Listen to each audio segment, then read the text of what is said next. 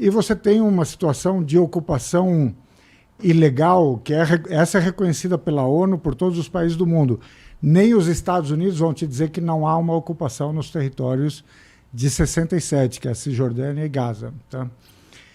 Mas ninguém fala disso, a não ser quando há um ataque do Hamas, entendeu?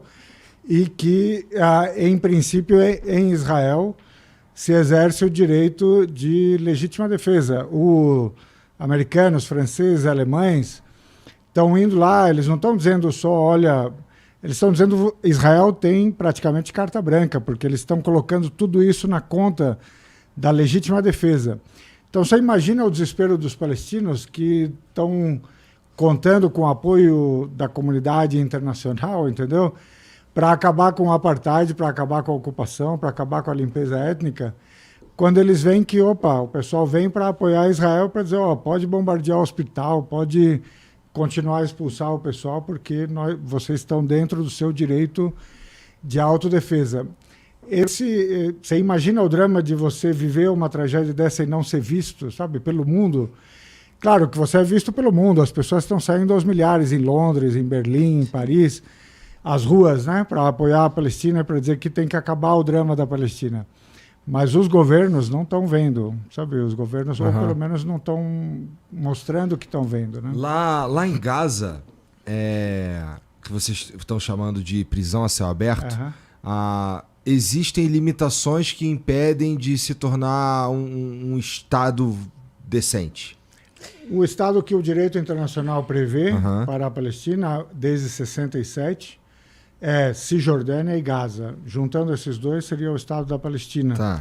Ele é um Estado que é reconhecido por 140 estados no mundo, inclusive o Brasil. O Brasil reconheceu... Sim, mas é que lá em Gaza tem uma série de dificuldades que impede a população o acesso à energia elétrica, por exemplo. Exato.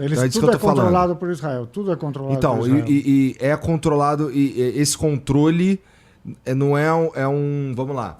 É uma imposição de Israel... É fechado as fronteiras, é tudo. Só entra e só sai o que Israel permitir.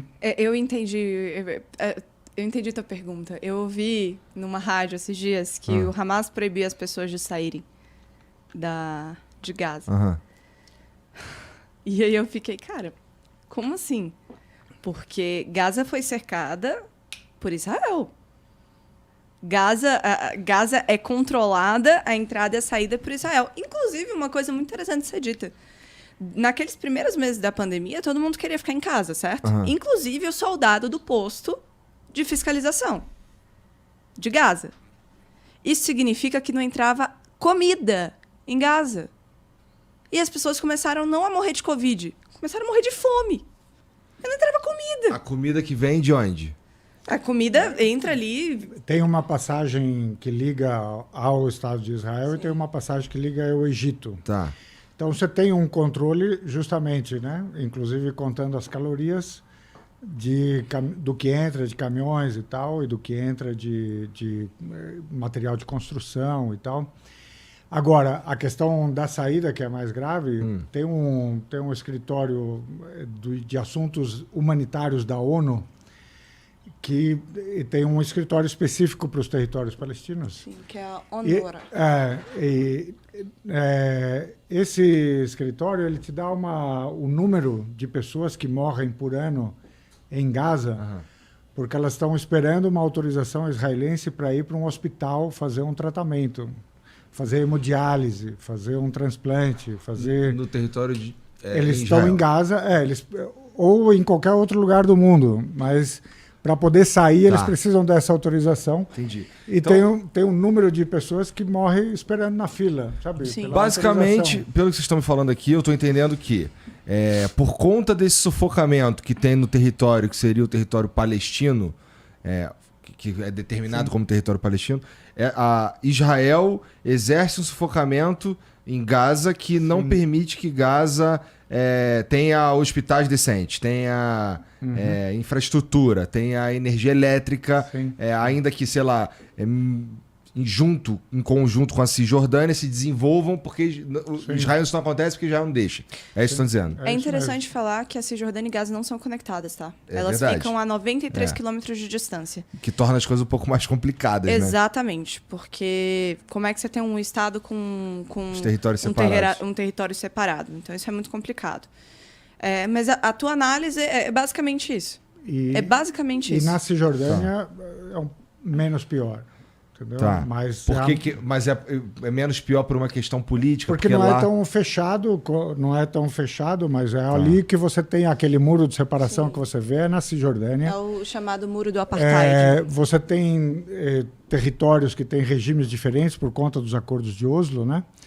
Mas, por exemplo, há 2 anos atrás, em 2021, foi a última explosão de violência lá, em que também houve um ataque por parte do Hamas, mas que tinha sido provocado por uma situação que estava acontecendo em Jerusalém, onde algumas famílias palestinas estavam sendo expulsas das casas onde moravam, e os colonos vindos, um deles pelo menos falava no vídeo, depois vocês podem capturar, falava num sotaque americano, né?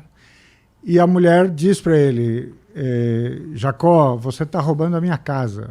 E ele diz para ela, mas olha, se eu não roubar, algum outro vai roubar. Quer dizer, algum outro vai ocupar a sua casa, certo? Então, sinto muito, você vai sair, vai ser expulsa da sua casa e eu vou ocupar. Isso faz parte... Primeiro, sim, você pode considerar isso sob o ponto de vista do drama pessoal, né? Você está há 50, 100 anos morando naquela casa e alguém chega e diz, você tem que sair e o colono... Em Jerusalém. Tem um aspecto mais geral, que isso é um modo de controlar Jerusalém. Então, há uma política israelense de esvaziar os entornos de Jerusalém de palestinos para que Jerusalém inteira seja totalmente ocupada por israelenses judeus, porque essa é a política deles. Mas tem muçulmano pra caramba em Jerusalém. Então, mas eles estão expulsando, é isso que eles estão expulsando, entendeu? Mas eles controlam uma parte bastante importante lá, pelo menos do ponto de vista religioso. Sim, mas esse é o grande medo que os palestinos têm, então, os muçulmanos... Você está dizendo que os israelenses estão agindo para que os muçulmanos se tornem minoria ali e percam o controle. Não só minoria, como, mas, na por verdade, exemplo... eles estão fazendo isso muito antes de 1948. Mas, por exemplo, uma das razões que foram dadas pelo Hamas para esse ataque agora é justamente o aumento das violações da mesquita de Al-Aqsa. Os colonos judeus, sob a liderança de um ministro do Netanyahu, que é ele mesmo um colono, né? Eles estão aumentando a frequência com a qual eles entram na mesquita, violam, portanto, a sua santidade, etc., usam de violência contra os muçulmanos que estão ali rezando, contra as mulheres, etc. E tem um projeto desse grupo político israelense, né, que é muito antigo e que é confessado, que é a destruição da mesquita. Por quê? Porque para eles ali é o lugar do templo, do segundo templo que teria sido destruído pelos romanos. Então, para eles têm que destruir a mesquita e reconstruir ali. Isso é uma visão extremista religiosa ou é uma visão de Estado? Não, hoje é a política de Estado de Israel. Eles estão caminhando para isso, sabe? Então, por exemplo, você tem 700 mil colonos em toda a Cisjordânia, você tem 200 mil só no entorno de Jerusalém para garantir que Jerusalém será... em algum momento, certo? Tanto é que essa é a pressão que eles fazem sobre os diversos países para que reconheçam Jerusalém como sendo a capital de Israel. E não é metade de Jerusalém, é Jerusalém inteira, certo? Então tem um processo que os palestinos percebem muito claramente de expulsão gradual, de retirada da identidade, de extinção, né, da relação desse povo com a sua terra, sabe? Isso é uma política do dia a dia muito antiga e agora está ficando, com esse governo especialmente do Netanyahu, né, está ficando muito, por um lado, muito mais radical, mas muito mais explícita também, confessada, sabe? Então, você está dizendo que Israel não ficou satisfeito com o território que foi designado? Já num primeiro momento, a divisão era a seguinte... Vamos colocar aqui em números, né? Porque eu acho importante que a gente fale dos números. A população que iria formar Israel naquela época, em 47, era 1/3 da Palestina. E os outros eram palestinos. Então, a divisão era 49% da terra para palestinos, 50 e uns quebradinho da terra para um Estado israelense e um pouco de território internacional, que seria Jerusalém. No primeiro momento, já em 1948, cerca de 70% do território foi tomado. Então, não havia satisfação, de fato, com a quantidade de território que foi designada. E aí, é muito interessante, porque muita gente fala, mas os árabes foram questionados. Espera lá. A Palestina não fazia, naquela época, parte da Liga Árabe. Os palestinos não foram questionados. Não era um Estado a Palestina, não é? A Palestina, naquela época, era um protetorado britânico. Uhum. Então, pós-Segunda Guerra Mundial, a Europa sempre nessa mania querida, maravilhosa de dominar os estados e tutelar o mundo numa síntese de eu vou ensinar você como se vive, como se é civilizado. E tanto que fez isso na África, fez isso na América, fez isso, enfim, no mundo inteiro. Então, nesse processo, com a derrocada do Império Turco-Otomano, a França começa a liderar o Líbano, a tutelar o Líbano e a Síria, e a Grã-Bretanha começa a tutelar a Palestina e o Egito. E naquele ponto ali, no ano de 1917, há um aceno por parte da Grã-Bretanha de que é possível criar um Estado palestino aqui.